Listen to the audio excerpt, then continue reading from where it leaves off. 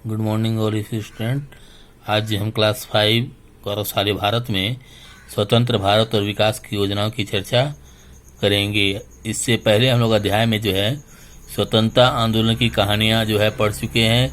देश को स्वतंत्रता कराने में जो है के लिए जो है आंदोलन, सत्याग्रह, प्रदर्शन हुए, जिनमें कई महापुरुषों का भी योगदान रहा। महात्मा गांधी, सुभाष चंद्र बोस, पंडित जवाहरलाल नेहरू, सरदार वल्लभ भाई पटेल, कई महापुरुषों ने जो है देश के जाने महत्वपूर्ण भूमिका निभाई। साथ ही साथ कई क्रांतिकारियों ने भी जो है अपने प्राणों की चिंता न करते हुए भारत माँ को अंग्रेजों की दास्तान से मुक्त कराने का भी प्रयास किया, जिसमें चंद्रशेखर आजाद, खुदीराम बोस, भगत सिंह जैसे क्रांतिकारियों का भी नाम जो है सर्वप्रमुख आता है।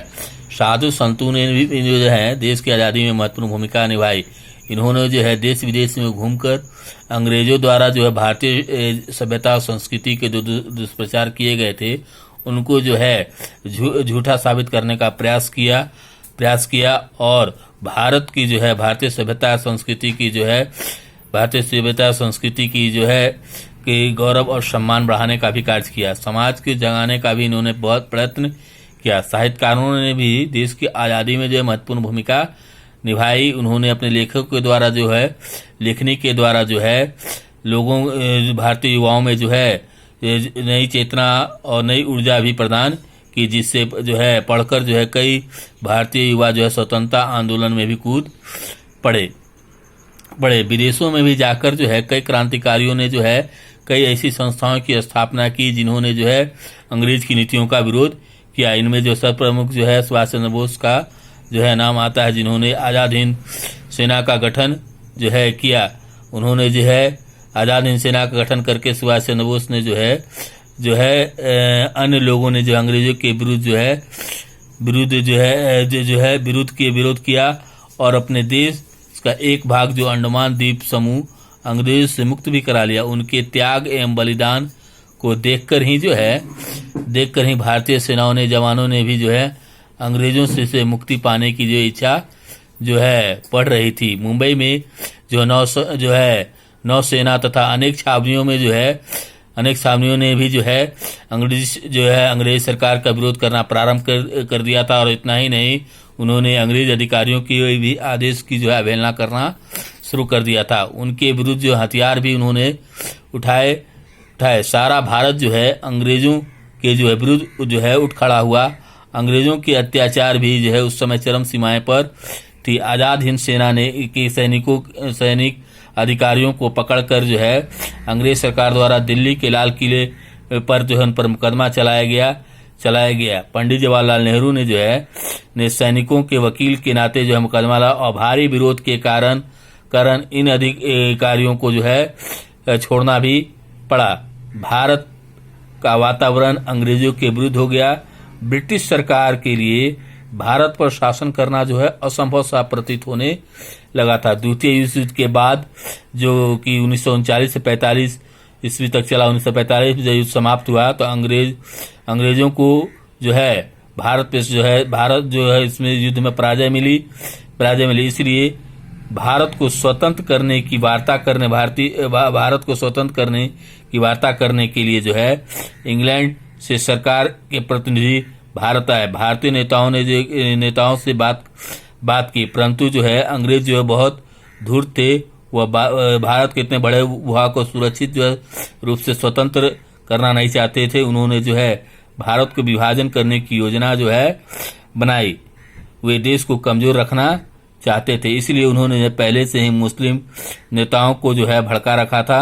मुसलमानों की संस्था जो मुस्लिम लीग ने मुसलमानों के लिए अलग देश की भी मांग की। इसके नेता मोहम्मद अली जिन्ना थे जो अलग देश पाकिस्तान की मांग के लिए अड़े हुए थे। वह मुसलमानों के लिए एक अलग देश बनाना चाहते थे। भारतीय नेताओं ने उनको बहुत समझाया, परंतु वे नहीं माने। देश में जो है भयंकर दंगे जो है प्रारंभ हो गए। मारकाट लूट मच गई। हजारों लोग जो बेघर हो गए। कई लोग दंगे में जो मृत्यु भी हो गए। गांधी जी अन्य नेता जो है बहुत प्रयत्न किए परंतु दंगे रुके नहीं थे। अंग्रेज मन से उनके साथ थे, इसलिए उन्होंने देश के 2 टुकड़ों में बांट दिया, भारत तथा पाकिस्तान। भारत तथा पाकिस्तान। हमारा देश खंडित हो गया। बंगाल का पूर्वी भाग पूर्वी पाकिस्तान बना, जो अब बांग्लादेश के नाम से स्वतंत्र देश हो गया है। सिंधु, पश्चिमी पंजाब आदि पश्चिमी पाकिस्तान बन गया। 15 अगस्त 1947 को अंग्रेजों ने देश का शासन भारतीय नेताओं को सौंप दिया। दिल्ली के लाल किले से अंग्रेजों का ध्वज यूनियन जैक उतार दिया गया और भारतीय तिरंगा फहरा दिया गया। स्वतंत्र भारत के प्रथम प्रधानमंत्री के रूप में पंडित जवाहरलाल नेहरू को शपथ दिलाई गई और उप प्रधानमंत्री एवं गृह मंत्री लौह पुरुष सरदार वल्लभ भाई पटेल को बनाया गया। चक्रवर्ती राजगोपालाचार्य भारत के प्रथम गवर्नर जनरल बने। देश में खुशियों की लहर दौड़ पड़ी। लोगों ने 1200 वर्षों बाद देश को पूर्ण स्वतंत्रता की हवा में सांस ली।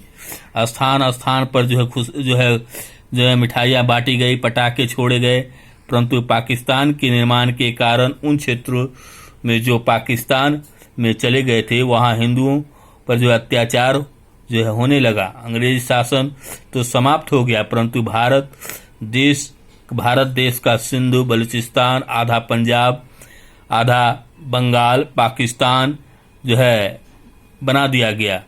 वहाँ जहाँ वेदों की रचना हुई, गुरु नानक का जन्म हुआ, जहाँ सिकंदर सहित कितने ही आक्रमणकर्ताओं ने मात खाई, वह पश्चिमोत्तर भारत का भाग हमसे अलग हुआ। भारत स्वतंत्र हुआ और अपना शासन आया और भारत ने सन 1950 में भारत का संविधान बनकर तैयार हुआ और वो लागू भी हुआ। सरदार पटेल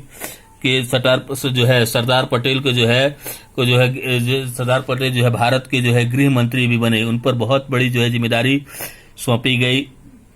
उन पर भारत को एक सूत्र में बांधने के लिए कार्य सौंपा गया। जिस समय भारत स्वतंत्र हुआ उस समय भारत में कई राज्य रजवाड़ों और रियासतों का शासन था। भारत लगभग 600 छोटे बड़े रियासतों में विभक्त था। भारत को एक गणराज्य में विलय करने का दायित्व सरदार वल्लभ भाई पटेल पर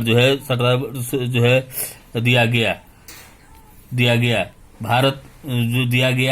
इन रियासतों के विलीनीकरण का श्रेय सरदार वल्लभ भाई पटेल को जाता है, जो भारत के प्रथम गृह मंत्री थे। इन्होंने इंस्ट्रूमेंट ऑफ एक्शन के द्वारा तमाम देशी रियासतों के शासकों को भारतीय संघ में सम्मिलित होने के लिए तैयार किया।